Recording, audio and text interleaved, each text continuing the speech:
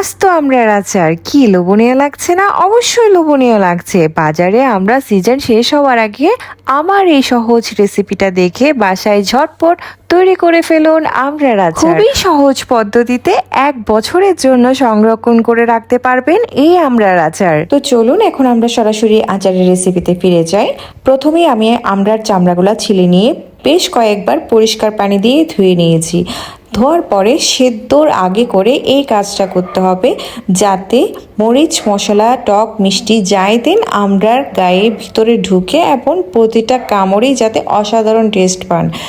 এইভাবে করলে কি আমরা ডিম সিদ্ধ রান্না করি না, ওই ডিমের গায়ে সিদ্ধ করার পরে মরিচ মশলা ঢোকার জন্য ছুরি দিয়ে এঁকে দিই, ঠিক ওইভাবে এটা একটু ভার দিয়ে করতে হয়, এটা তো শক্ত সেই কারণে। এইভাবে সবগুলা করে নেওয়ার পরে আমরা সিদ্ধতে দিব। আমি সাজেশন দিব আপনাদের আমড়াগুলা ছোট সাইজে নেওয়ার জন্য কিংবা মাঝারি সাইজে নেওয়ার জন্য। আমার হাজবেন্ড এখানে মাঝারি আর বড় ওইভাবেই এনেছে, তাই আমার সিদ্ধ করতে একটু অসুবিধা হয়েছে।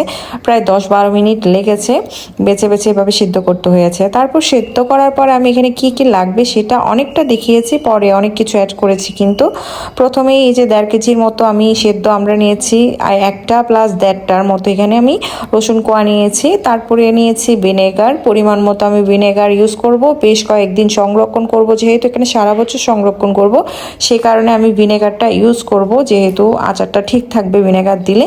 তারপরে এখানে আমি দিয়েছি গুড়, আপনারা চাইলে চিনিও ইউজ করতে পারেন, তবে আমার পার্সোনালি গুড় দিয়ে আচার তৈরি করলে বেশ ভালো লাগে, টেস্টটা আমার ভীষণ ভালো লাগে। তারপর এখানে মেন ইনগ্রিডিয়েন্টস আমি শুকনো লঙ্কা নিয়েছি, ধনে নিয়েছি, মিষ্টি জিরে নিয়েছি, পাঁচফোড়ন নিয়েছি। পরে কিন্তু মিষ্টি জিরা আর ধনে আমি আবার অ্যাড করেছি। আর এগুলো আমি সবগুলো ভেজে নেব, সুন্দর একটা গন্ধ ছড়াবে। তারপর এগুলো আমি ব্লেন্ড করব। আর ব্লেন্ড করার দিক দিয়ে একদম মিহি করা চলবে না, এইভাবে একটু দানা দানা থাকে মতো এইভাবে মশলাটা তৈরি করতে হবে, এতে আপনার টেস্টটা ভালো পাবেন। তারপর এখানে আমি চুলা জ্বালিয়ে দিয়েছি। চুলা জ্বালানোর পরে আমি এখানে সর্ষের তেলটা দিয়ে দিব। আচারটা করব আমি পুরোটা সর্ষের তেল দিয়ে। সর্ষের তেল দিয়ে আচার করলে খুব ভালো টেস্ট পাওয়া যায়। তারপরে এখানে আমি শুকনো লঙ্কা, তেজপাতা, রসুনগুলা দিয়ে দিয়েছি। 2-1 মিনিট ধরে আমি রসুনের কোয়াগুলাকে ভাজবো এবং সুন্দর একটা স্মেল বের হবে। রসুনগুলা যখন একটু ভাজা ভাজা হবে, কিন্তু পোড়া হবে না, লাল লাল হবে না, ভাজা ভাজা একটা সুন্দর গন্ধ ছড়াবে, তখনই আমি এখানে সেদ্ধ করে রাখা আমড়াগুলা দিয়ে দিব। আমড়াগুলা দেওয়ার পরে কিন্তু আমি তেলে কিছুক্ষণ ভাজবো, এবং যার কারণে সুন্দর একটা গন্ধ ছড়াবে। তারপর এই পর্যায়ে আমি হলুদ গুঁড়াটা দিয়ে দিব। হলুদ গুঁড়াটা এই পর্যায়ে ইউজ করতে হবে, সুন্দর একটা কালার আসে এবং টেস্টটাও বেশ ভালো পাওয়া যায় সেই জন্য। তারপর এখানে আমি পরিমাণ মতো লবণ দিব আর গুড় দিব। গুড়টা আমি এখানে বেশি ইউজ করেছি, যেহেতু আমার বাসায় বাচ্চারা খাবে। আপনারা চাইলে গুড়টা আর একটু কমিয়ে নিতে পারেন, ঝালটা একটু বাড়িয়ে নিতে পারেন, এটা আপনাদের পছন্দ মতো। তারপর যেটা আমি মশলা রেডি করে রেখেছি, সেই মশলার 4 ভাগের 3 ভাগ আমি এখানে দিব, বাকি 1 ভাগটা রাখবো আমি নামানোর আগে দেওয়ার জন্য। আর মশলাটা দেওয়ার পরে বেশ ভালো করে মিক্স করতে হবে, সাবধানের সাথে মিক্স করতে হবে। আর যখন এই মশলাটা দিয়ে আপনি নাড়বেন, তখন পুরা বাসা এবং বিল্ডিংয়ের আশেপাশে যারা আছে সবাই সুন্দর একটা ঘ্রাণ নেবে এবং বলবে যে কারো বাসায় মজাদার একটি আচারের রেসিপি তৈরি করছে। খুব সুন্দর একটি ঘ্রাণ আসে, যেটা আপনি নিজেও পাবেন তৈরি করার সময়। আর এই পর্যায়ে আমি তেঁতুলের কাঠ ইউজ করব। আমার মনে হয়েছে তেঁতুলটা দিলে আচারের টেস্টটা আরও দ্বিগুণ হয়ে যাবে, তাই এখানে আমি তেঁতুলটা ইউজ করেছি। আপনারা চাইলে কাঠ আর বিচিটা ফেলে দিতে পারেন, আমার খেতে খুব ভাল লাগে তাই আমি দিয়েছি। তারপর দেব বিট লবণ পরিমাণ মতো।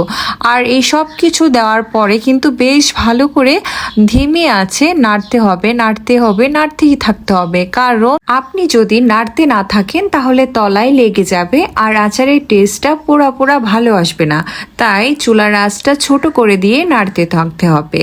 তারপর গ্রেভিটা যখন শুকিয়ে আসবে, এই পর্যায়ে আপনার ওই যে 1 ভাগ রেখেছেন মশলা, সেটা ইউজ করে দিবেন।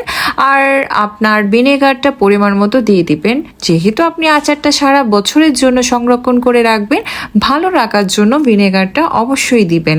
আর সব কিছু দেওয়ার পরে 5 মিনিট একটু ছোট আঁচে রাখবেন। তারপর হয়ে গেল আচার। আমার আচার রেডি। খুব সুন্দর একটা লোভনীয় কালার এসেছে। জানি না ক্যামেরায় আপনাদের কতটুকু বোঝাতে পেরেছি, তবে কালারটা এত সুন্দর এসেছে, খেতে এত মজা লেগেছে। আমি জানি নিশ্চয়ই এটা সারা বছর কেন, এটা 2-1 মাস যাবে কিনা সন্দেহ। খুবই ভালো হয়েছিল আচারের টেস্টটা। নিজে বানিয়েছি বলে বলবো না, খুবই মজাদার হয়েছে আচারটা। আর আপনাদের তৈরি করার জন্য আমি আমার এই রেসিপিটা শেয়ার করেছি। কার কেমন লেগেছে প্লিজ কমেন্ট করে জানাবেন। ভালো লাগলেও বলবেন, খারাপ লাগলেও বলবেন, কিন্তু ভিডিওটা প্লিজ দয়া করে দেখবেন এবং আপনাদের মূল্যবান মতামতটি জানাবেন। সবাই ভালো থাকবেন।